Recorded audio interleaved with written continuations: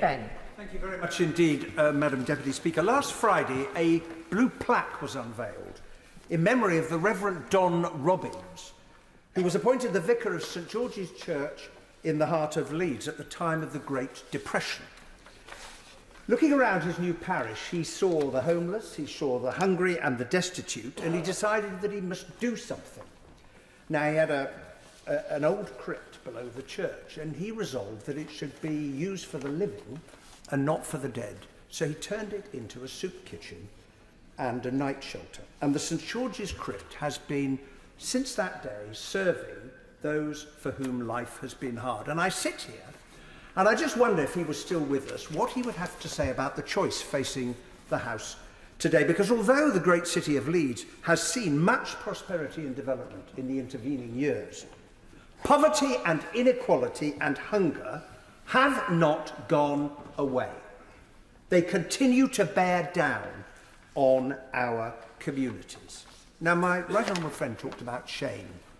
It is shameful that 3 in 10 children in my constituency live in absolute poverty.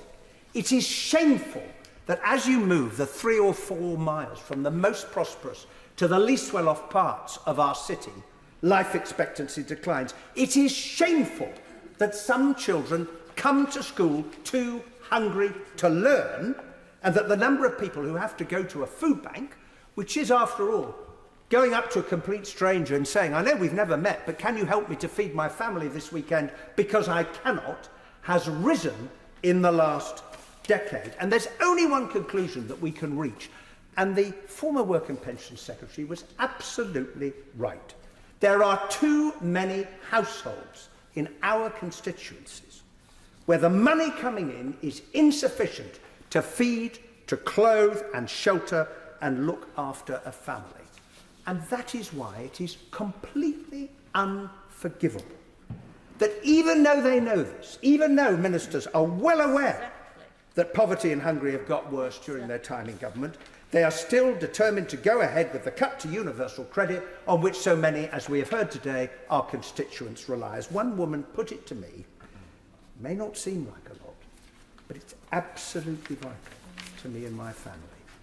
And I'm sure there are many members opposite who, as they vote to make the cut today, will know in their hearts it's wrong. But it's what we do, as Don Robbins showed, that counts. And he committed himself to be where the work is hardest. You know, it's really hard work to raise a family when you want to do your best, but you don't have enough money. This cut is wrong, and the government should think again.